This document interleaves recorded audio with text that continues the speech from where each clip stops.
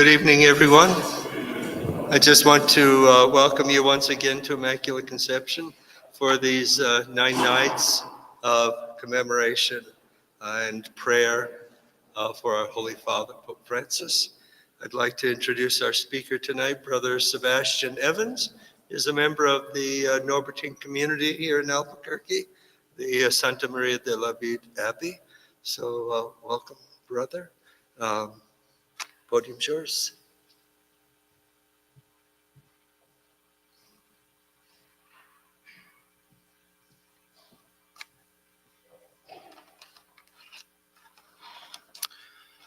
Well, it's certainly such a privilege and truly an honor to be with you this evening in remembering and honoring the legacy of one of the most noteworthy figures of our age, of our times, our late father, Francis.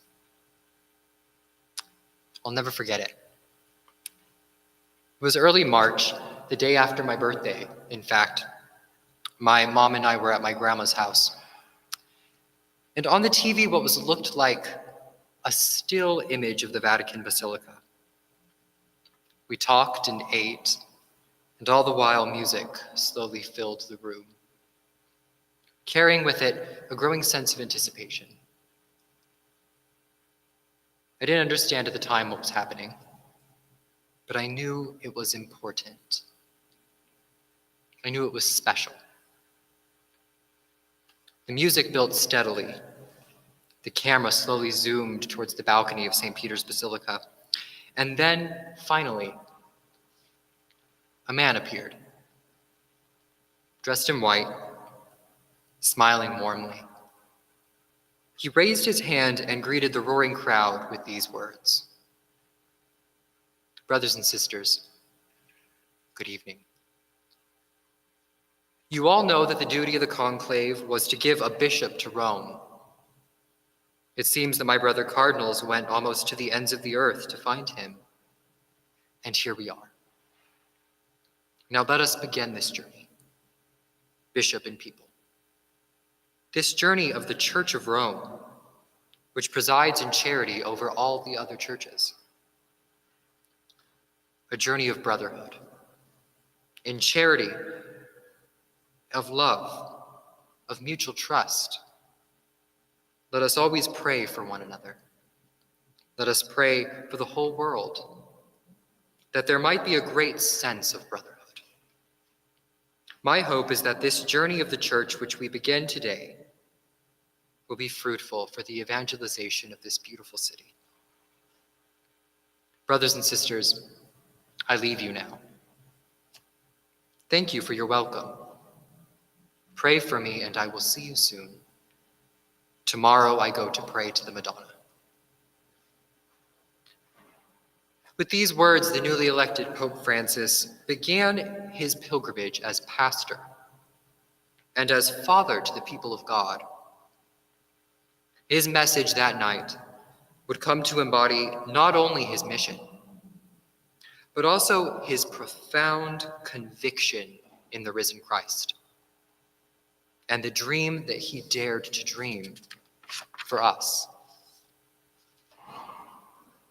For 12 years, Pope Francis's voice has resounded throughout the church, rattling dust off the walls, knocking down many other walls that have kept us from embracing each other,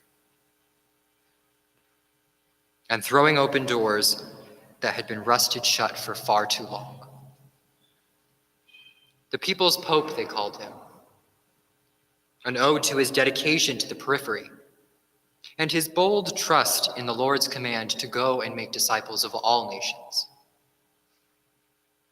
He recognized the boundless love of God for every person and tirelessly upheld their dignity and belonging in the church.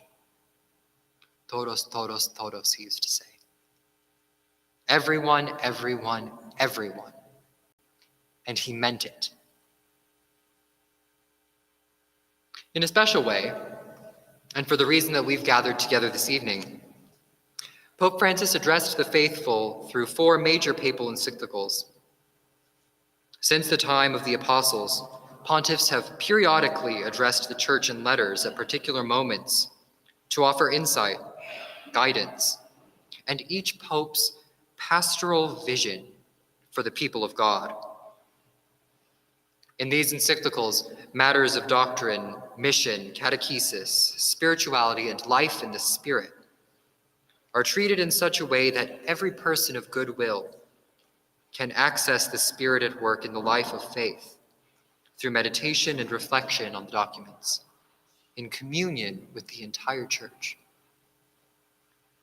Papal encyclicals are thus the resounding voice of the shepherd to the flock, encouraging and leading forward as we journey hand in hand into God.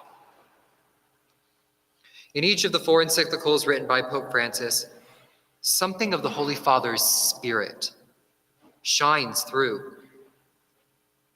These documents take the message proclaimed on the balcony of St. Peter's and direct it towards the heart of the Church, and beyond that to the wider world. In all of them, Francis speaks with the conviction of one who has encountered the risen Christ. Authenticity became, for me, the hallmark of the man. His witness was not merely conceptual or ideological. It was deeply real. It sprang from an awareness of Christ's presence in all of creation, in this world, in the concrete reality in which we live. Through every word and work, Pope Francis showed us that there is still some good in this world, and that it's worth fighting for. Before we look at the encyclicals themselves, we should pause to remember the moment the Church found itself in when Pope Francis stepped onto that balcony 13 years ago. The resignation of Pope Benedict XVI had left the Church in something of unfamiliar territory. Without a pope, in a church grappling with scandal, disillusionment, and the growing pains of secularism. And then came Francis, not cloaked in theological complexity, but with a simple greeting. Buonasera.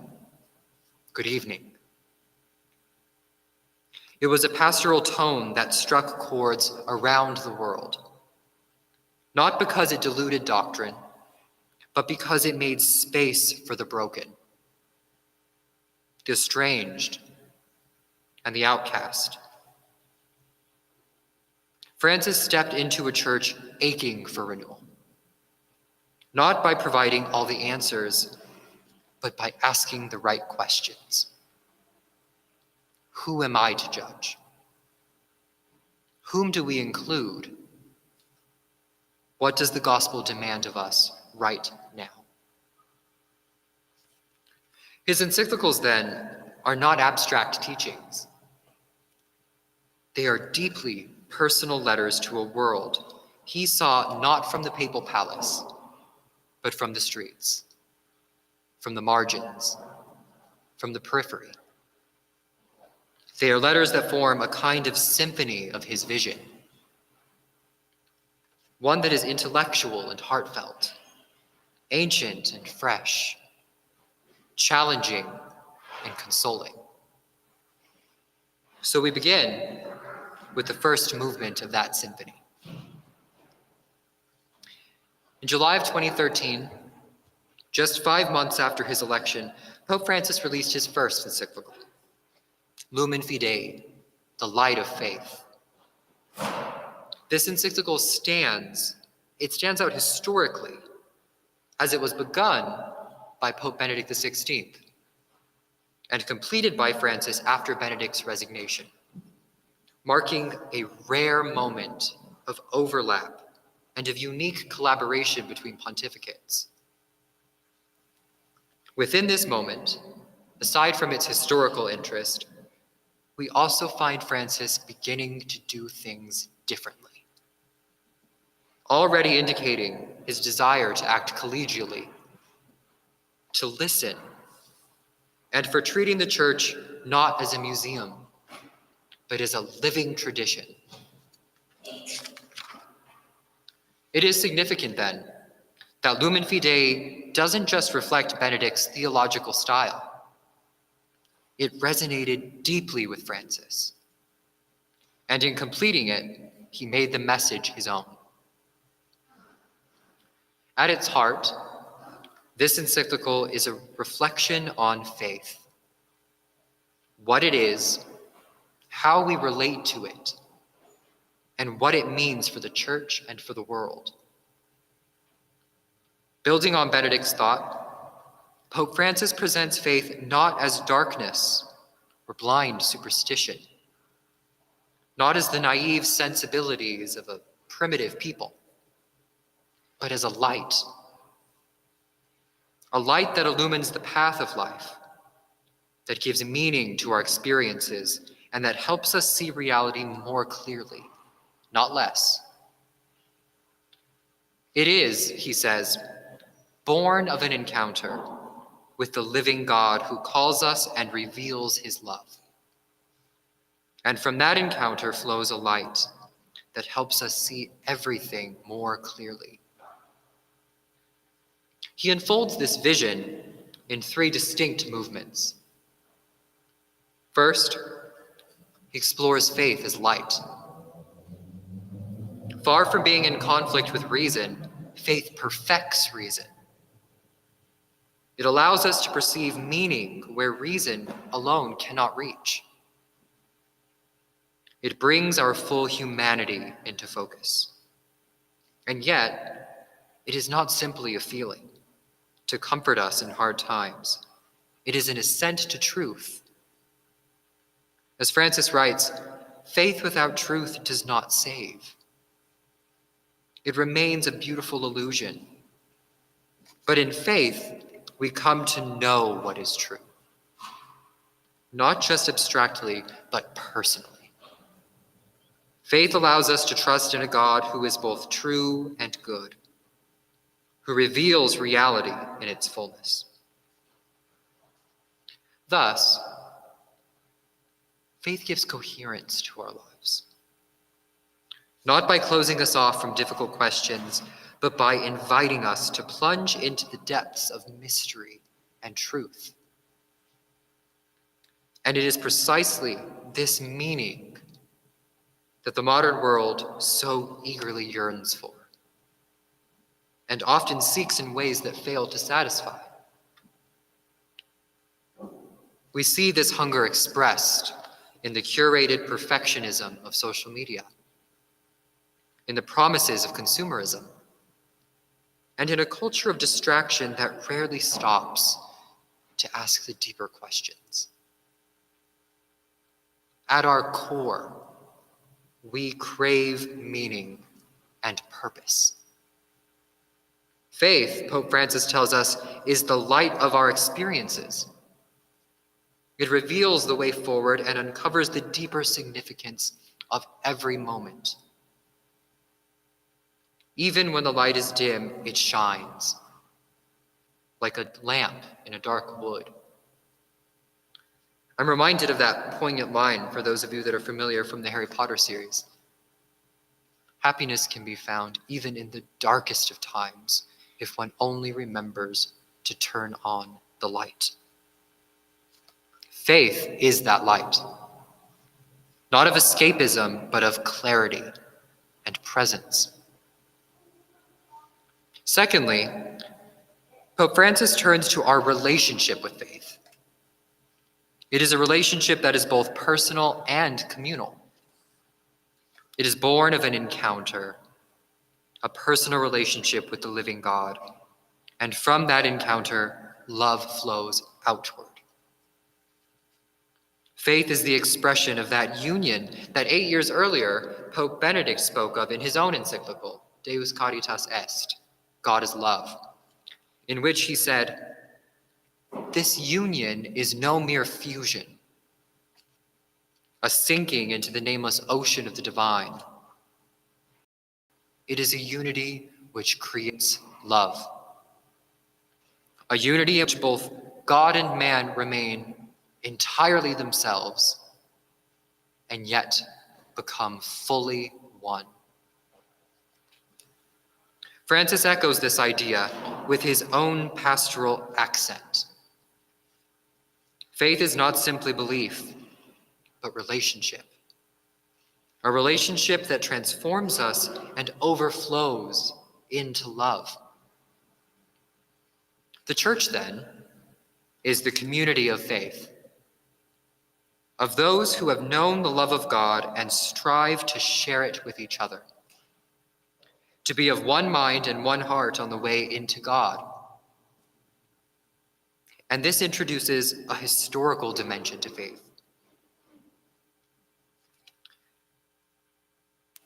It is passed down, in a sense, through the witness of the people of God. Through the church, the living tradition is transmitted generation after generation, and is so richly accomplished in our hearing and responding to the scriptures.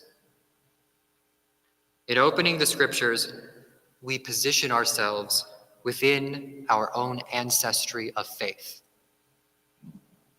And we remember our own belonging, our own being a part of a heritage, a lineage of the beloveds of God.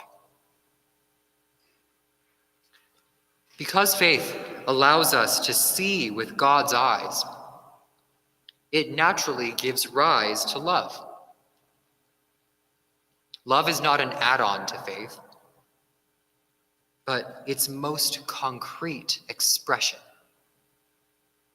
As the Holy Father says, faith without love does not bear fruit, while love without faith would be a sentiment constantly at the mercy of doubt. It is through this fusion of faith and love that we are able to see the face of Christ in the poor, the suffering, and the stranger. For the Holy Father, this love born of faith does not remain contained. From our relationship with God, love is born and then spreads to those near us and outward to the whole world. And so, finally, in authentic faith, love takes shape in action. It moves beyond us in hope and mercy, in service and justice. True faith builds up society by promoting the dignity of every human person and points us toward a deeper, eternal hope in love, in Christ. This is why faith cannot be reduced to a private comfort or internal belief. True faith has a social dimension. It builds culture, fosters solidarity, and inspires justice. It helps us see others not as obstacles or competitors, but as brothers and sisters. To this end, Pope Francis writes, faith illumines every human relationship and becomes a force for peace in the world. If Lumen Fidei gives us the eyes of faith, then the Holy Father's second encyclical gives us his hands and feet. It's one thing to believe in the light of God's love, and it's quite another to walk in it. Pope Francis understood that a faith kept hidden is incomplete. It must be incarnated and lived. And where better to begin this incarnation than with the world God gave us as our first gift? In the Genesis story, we are told that creation is good. Here, the Holy Father reminds us that creation is also vulnerable, groaning under the weight of exploitation, waste, and indifference. Here, Pope Francis's prophetic voice sounds clearest, not simply as an environmentalist, but as a pastor who understands that to love God is to love what God has made. Our common home becomes the altar on which our care or our neglect is offered. What we do to the earth directly impacts the body of Christ, in the least of our brothers and sisters. The hope and the outward movement of love takes stage in Francis's second encyclical, Laudato Si', translated, "Praise be to you." Arguably his most widely discussed encyclical, Laudato Si' reads as the appeal of a man who strives to pass on a profound awareness of the divine presence at work in creation. It reflects a man who hears the voice of the Creator in the world around him and deep within himself, saying, "This is very good." This document, subtitled "On Care for Our Common Home," calls the Church and the world to a renewed ecological awareness. In the wake of the climate crisis we continue to battle as a society, Francis appeals to us as believers and as human persons, reminding us of our shared responsibility to care for the earth, for one another, and for future generations. This is part of what he begins to call integral ecology, a way of seeing that refuses to separate care for the environment from care for human life. From this perspective, ecological concerns are parallel to social concerns. They are intertwined. A true ecological approach, he writes, always becomes a social approach.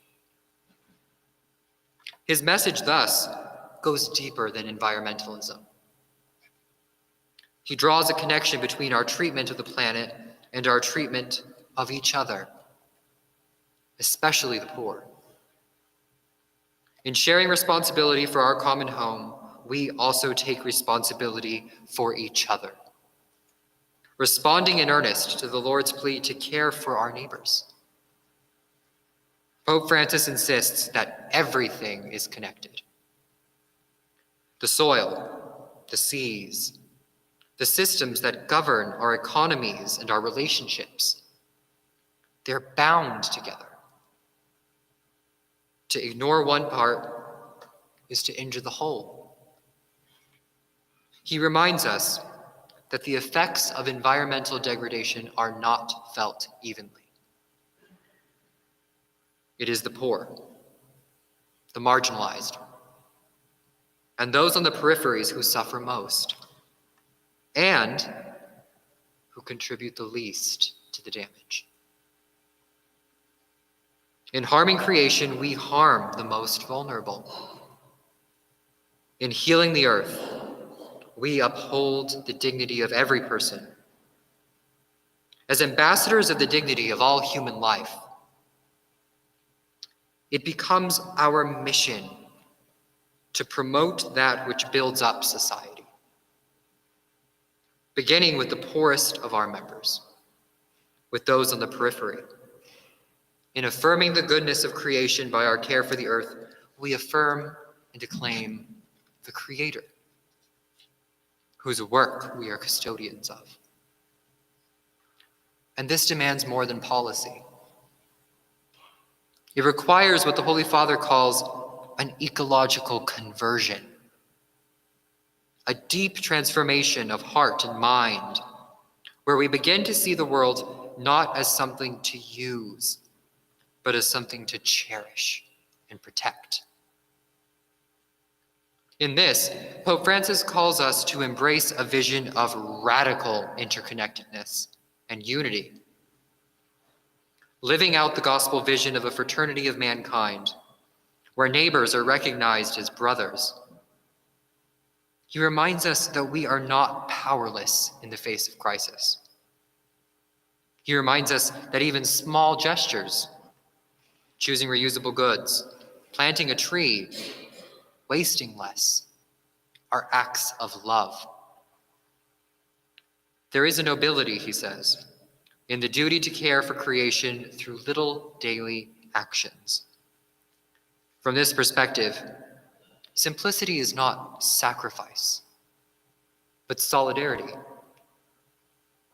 Like St. Francis of Assisi, we are invited to see brother sun and sister moon, to understand creation not as raw material, but as gift.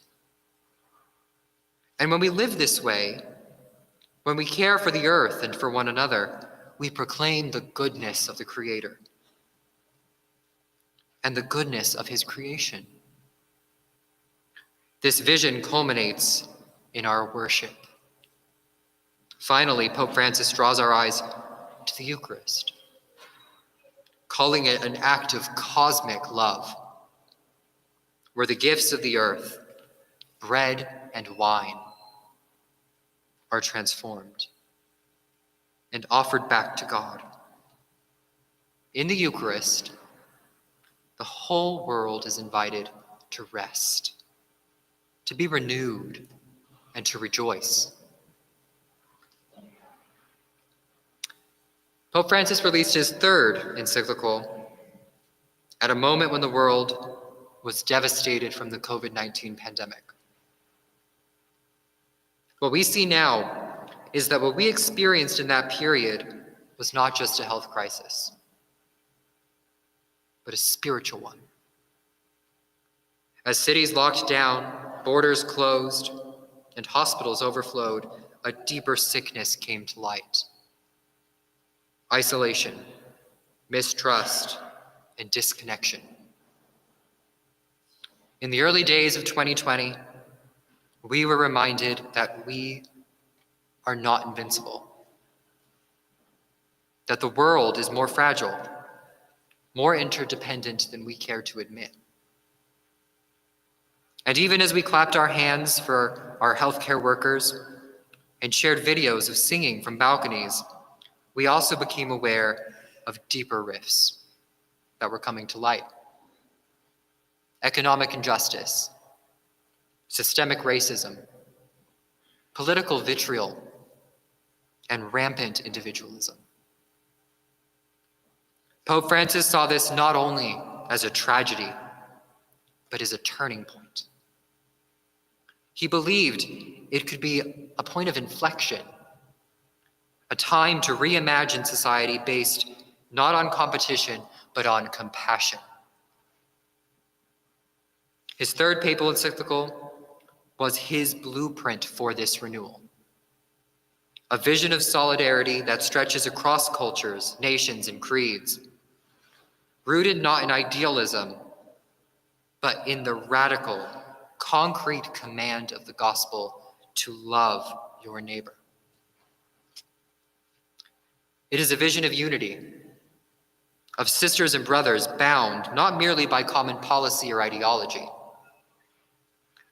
but by one mind and one heart in God, by a shared affection for one another in love, that Pope Francis brought into sharp focus with his third encyclical, Fratelli Tutti. Written amid the horrors and devastation of the COVID-19 pandemic, Fratelli Tutti speaks to a society marked by deep physical distance. The Church, the Pope reminds us, is not immune to these ruptures. Inspired by St. Francis of Assisi, whom he calls the saint of fraternal love, simplicity, and joy, Pope Francis dedicated this encyclical to fraternity and social friendship, to a renewed spirit of unity among all people, and to the awareness that we are truly brothers and sisters, all children of God. Among the greatest threats to this vision of universal brotherhood, Francis names excessive individualism, nationalism, and consumerism, forces that erode human dignity and fracture the social structure. Against these, he calls for a renewed global solidarity, one grounded not in vague ideals, but in real relationship. Everyone, he insists, is truly a brother or sister. This renewal must begin with what he calls a culture of encounter, a stepping beyond what is comfortable or familiar and choosing to see others not as rivals or strangers, but as neighbors. It is through encounter, through real listening and shared experience, that healing and fraternity take root. To move towards this kind of communion, Pope Francis urges political and community leaders to embrace a better kind of politics, one rooted in human dignity, oriented towards the common good and marked by care for the vulnerable. Politics, in his vision, becomes a high form of charity, a concrete expression of love in the very structures of society, within its very fabric. And this call could not be more timely. We live in a moment of profound political tension, a time when disagreement too often turns to division and when peace feels elusive. Fratelli Tutti emphasizes the need for open dialogue between cultures and religions, across political positions and ideological lines. He strongly affirms the role of religion, not in exclusion, but in service of peace, noting that faith traditions, when authentic, never incite division or hatred. He draws on his historic interfaith dialogue with the Grand Imam, calling for mutual respect and cooperation among religious boundaries. Lasting peace, he goes on, is not born of violence, populism, or forced conformity. It springs from truth, justice, and mercy. Thus, in one of his most forceful moral appeals, Pope Francis makes a clear condemnation of war and of the death penalty. War, he writes, is a failure of politics and of humanity, and can no longer be seen as a solution. The same goes for capital punishment, which he deems inadmissible, urging nations to work towards its abolition. A culture of peace, he insists, must be built on the sacredness of every human life, without exception. In Pope Francis, we find a justice that reaches its fulfillment in mercy, and a truth that blossoms in faith and in love.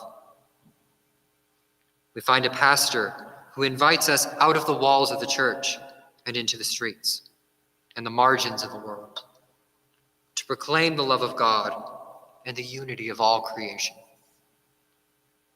At the heart of Fratelli Tutti shines the parable of the Good Samaritan. And for Pope Francis, this story becomes a model of fraternity and social friendship.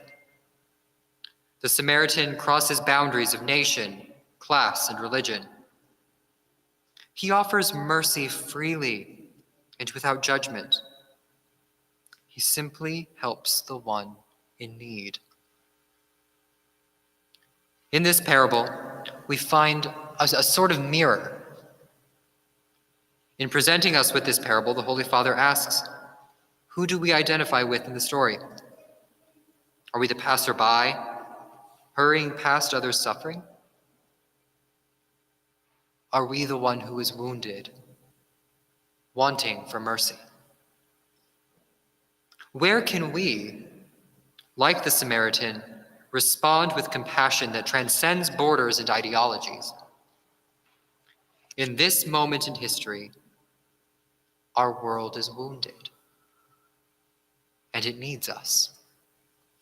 In Fratelli Tutti, the Holy Father sheds light on the way forward. In 2020, the world was changing so quickly. We were more connected than ever, and often more isolated in spirit. Then, in the heart of a global pandemic, something surprising happened. People started to notice each other again. Neighbors checked on neighbors. Strangers shared supplies. We remembered even briefly, that we need one another.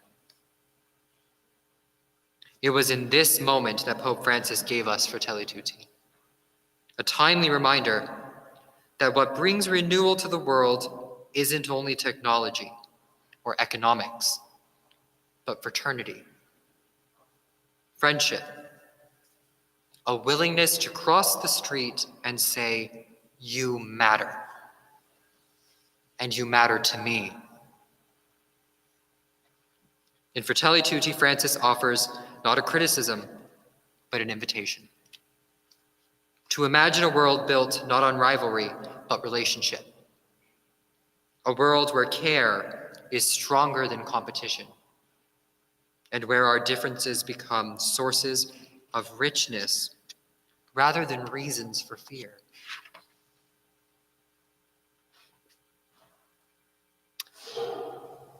In the twilight of his pontificate, Pope Francis's message had become quieter, but deeper. After years of challenging the church and the world to look outward, to the poor, to the earth, and to one another, he turned inward. He had already shown us the global scope of the gospel, calling the church to be a refuge for the marginalized, a witness to justice, and an advocate for peace. But in his final encyclical, the Pope shifts focus to something more intimate. Not inward in retreat, but inward in invitation to the core of the Christian life, to the place where everything begins and returns, the heart. The heart is both the source and the wellspring of all that Pope Francis has urged us to do in his previous writings. It is no longer enough to simply see the world's needs. We are now invited to feel them. In his final encyclical, Pope Francis doesn't just summarize his teaching, he distills it. He brings us not a new set of ideas, but a final act of love from a shepherd to the flock. A reminder that before mission, before doctrine, before politics, there is a person. And that person is Christ, whose heart beats for us. Christ's love, especially in his passion, is the ultimate revelation of God's nature. And as Francis points out, this love is not a distant abstraction, but an intimate, lived reality. Christ loves us with a love that is personal, unconditional, and transformative. A love that can heal even the deepest wounds in our world and in our hearts.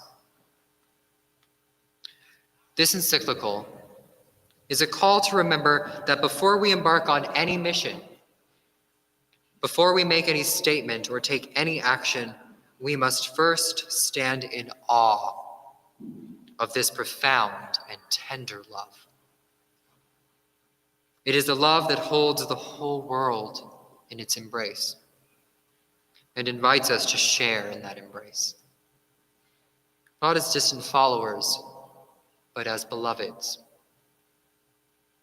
And so, Pope Francis's fourth and final encyclical, Dilexit Nos, is not simply a theological statement. It is an invitation to experience Christ's love anew, and to let that love shape all that we do and are.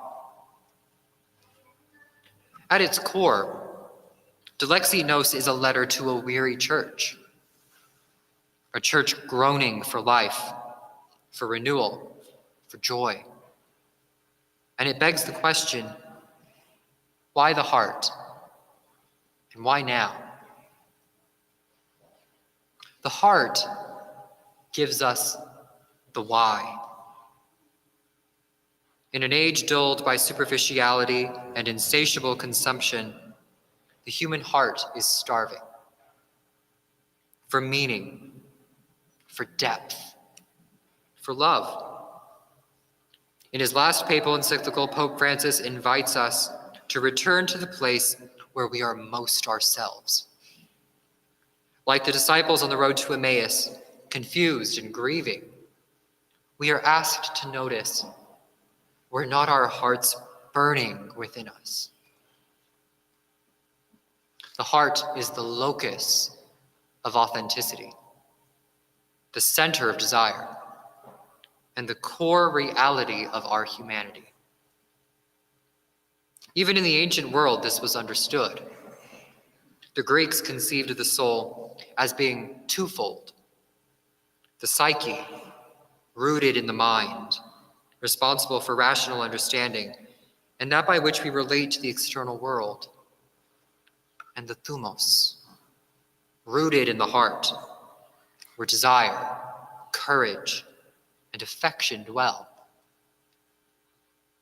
The heart, then, was seen as the very determinant of life and of love. To be alive was to have a heart, to be able to be moved and affected. In Dilexi Nos, this is precisely what Pope Francis recovers. The heart becomes the place where reality is synthesized, where truth leads to love. As St. Paul tells us, now we see dimly as in a mirror. Then we shall see face to face. Faith, hope, and love remain, but the greatest of these is love. This is the alchemy of the heart, that it transforms knowledge and experience into movement, emotion, and ultimately love. If the heart is the seat of the person, then it is also the seat of relationship, where love begins and where it grows. And from there, Pope Francis turns our gaze to its only natural end, to the heart of Christ.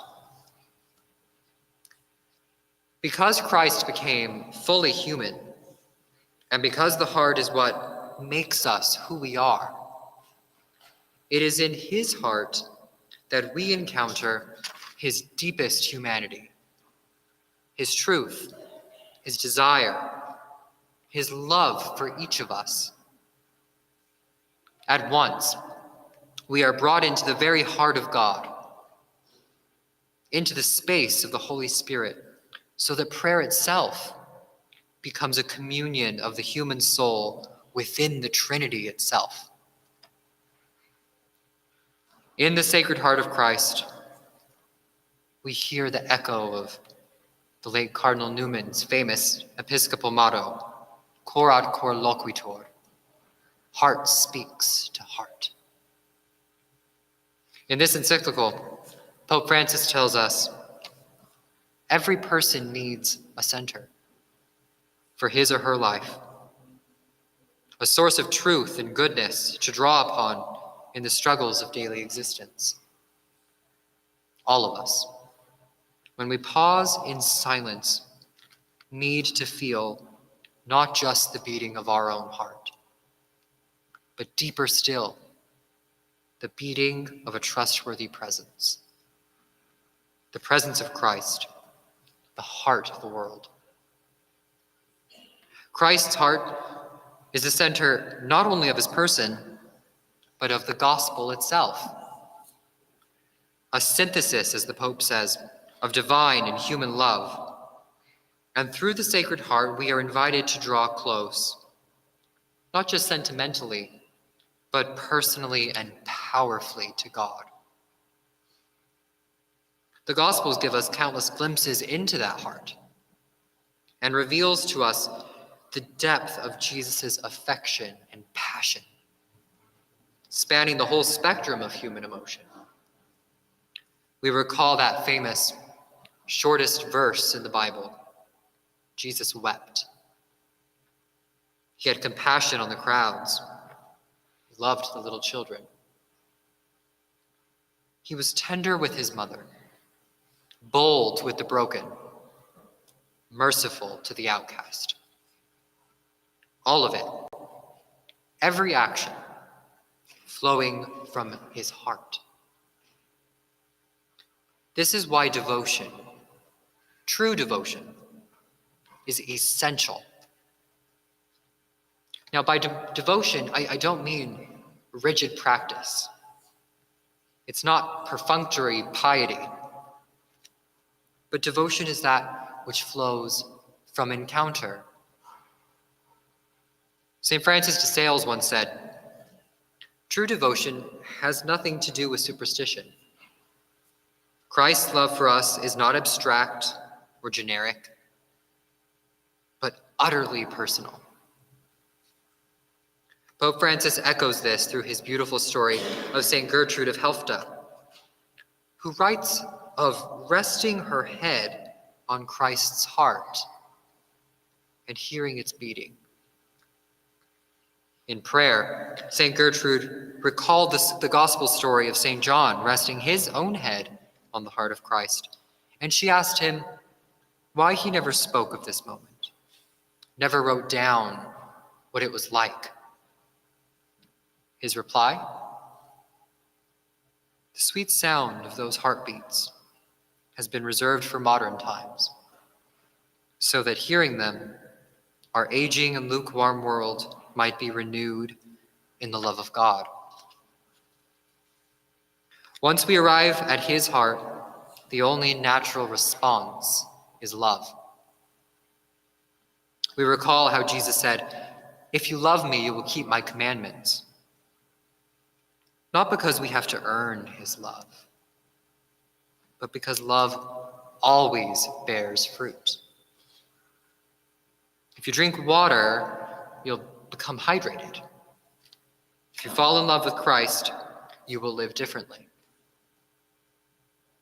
You will serve, give, reconcile, and heal. In this way, the gospel exhortations to love our neighbor are like a mirror in which we are able to see the love of Christ beginning to transform us, beginning to break away our hearts of stone and to build within us hearts of flesh. I've told the story countless times of a Trappist nun I once encountered, who in an interview was asked, "Why did you choose this life, this religious life?" After a few moments, the young nun raised her eyes and replied, "Love would fulfill its divine destiny between God and I alone, and yet include all of humanity." That's why devotion to the Sacred Heart always carries a social and missionary dimension. Because love wants to be shared. When you love someone, you want to join in what they're doing. You want to be a part of their mission. And the Sacred Heart of Jesus is a heart always on mission. The mission of the Sacred Heart of Jesus is one of reconciliation and reparation, healing the wounds of a fractured church and world. To us, Pope Francis says, "You too must be a missionary." That is your mission. Each of us must carry it out in his or her own way. Jesus deserves no less. If you accept the challenge, he will enlighten you, accompany you, and strengthen you. It is not important whether you see immediate results. Leave that to the Lord, who works in the secret of our hearts. As a Norbertine, I can't help but end this section on his final encyclical with a word from St. Augustine, our spiritual father.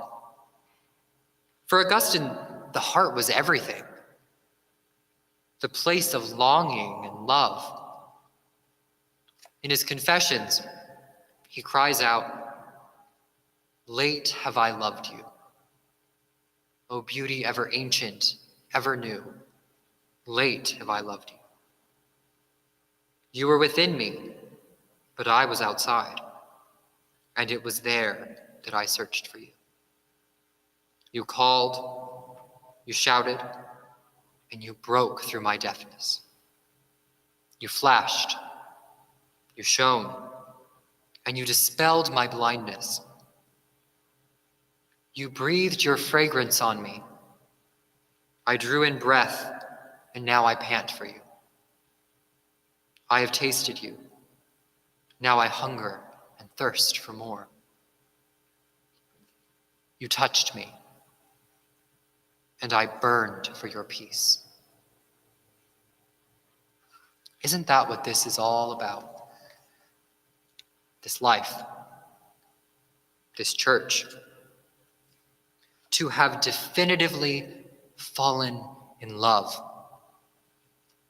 with him who, as St. John writes, first loved us. The same one that St. Catherine of Siena, whose feast day we just celebrated, called pazzo d'amore, crazy in love. To live from the heart, to let our hearts beat in unison with his, and to watch the world change around us. We've spent many years now lamenting the loss of zeal and joy in the church. And now, Pope Francis offers us a response. Simple, powerful, and hard to ignore. Find your heart again. Your own heart. And the heart of Christ, which is yours as well. Fall in love again with Christ, with life, and with the mission entrusted to you in joy. Let your heart be moved. Let it beat again, and let it burn with love that has no end. As we look back on the legacy of Pope Francis, we must also look forward. As we memorialize him, we must also respond to him. If there's one question that Pope Francis continued to ask through his words, his gestures, and his writings, it is this: what kind of church are we becoming? One that stands apart from the world in judgment, or one that enters it in mercy? In each of these encyclicals, he offers us an invitation to reimagine our vocation. Not just as keepers of doctrine, but as lights of faith in a darkening world. Not just as protectors of the planet, but as healers of the wounds it carries. Not just as citizens, but as brothers and sisters called to communion. And not just as recipients of grace, but as lovers in the Sacred Heart of Christ. And perhaps this is the thread that binds all of his encyclicals together. It's love. A love that sees, that listens, that acts. A love that makes the church not a fortress, but a field hospital. Not an institution of exclusion, but a home of welcome. Pope Francis leaves us not with easy answers, but with a hard and a holy path. He leaves us with questions that demand our hearts. Are we listening? Are we loving?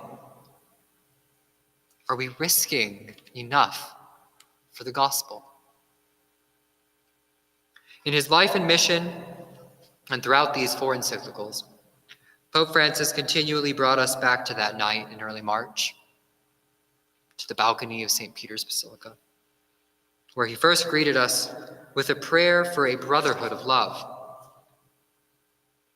He never stopped urging us to live in the joy of the gospel, to find wonder in faith, beauty in creation, goodness in our neighbors, and love within our hearts.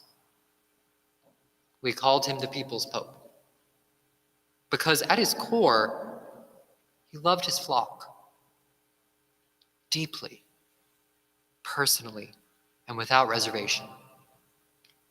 He taught us that faith is not blind, but a light, capable of illuminating even our darkest paths. That creation is not a possession, but a shared home to be cared for with reverence. That we are not isolated individuals, but brothers and sisters, bound by love and mutual responsibility. And that our lives are not our own, but a mission of care, compassion, and mutual dignity.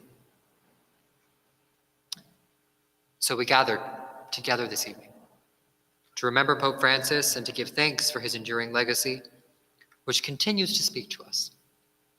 A legacy of mercy, of peace, and of a church that listens with the heart. His papacy draws to an end, but his voice remains. A shepherd who walked with us, challenged us, and prayed for us. In his written work, he gave us a glimpse into his own heart and his mind. He reminded us that the church is not an institution that we visit, but a people that we become. And he reminded us again and again that the gospel is good news only when it is lived with joy and shared with love. May we walk forward in that same spirit, with open hands, listening hearts, and the courage to love as he loved. Eternal rest grant unto him, O Lord, and let perpetual light shine upon him. May the soul of our Holy Father Francis and of all the faithful departed through the mercy of God rest in peace. Amen. Thank you.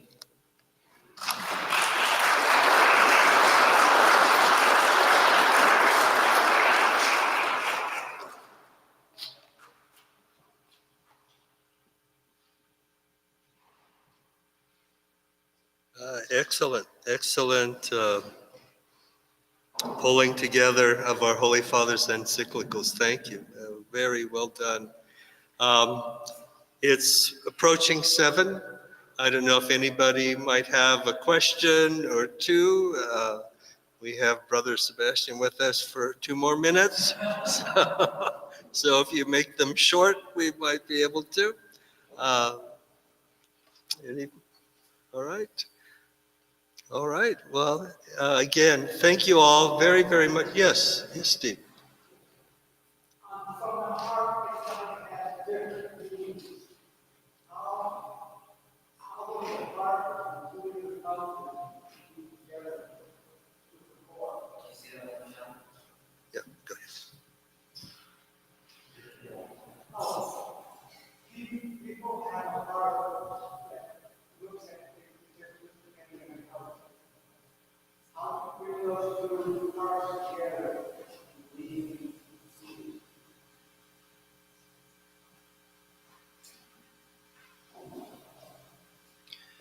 Yeah, well, I mean, that's definitely a very important question. A question that as a matter of fact, the Holy Father himself brought us back to time and time again. The culture, the question of what it means to be an enculturated church, of the common ground that we can find between cultures, the principles at work in truth. And I think I would say this in relation to the heart and perhaps its different expressions within different cultures, is that, as a matter of fact, I would say that. The sense that the same principle is at work that we can find in every culture. This idea that the heart is the locus of love. It is the place of desire and of sort of that synthesis of reality and the lived experience. But of course, this is expressed very differently in differing cultures. Different peoples have interpreted this differently, and yet the same principle is at play. Does that make sense? Anything else? Thank you very much.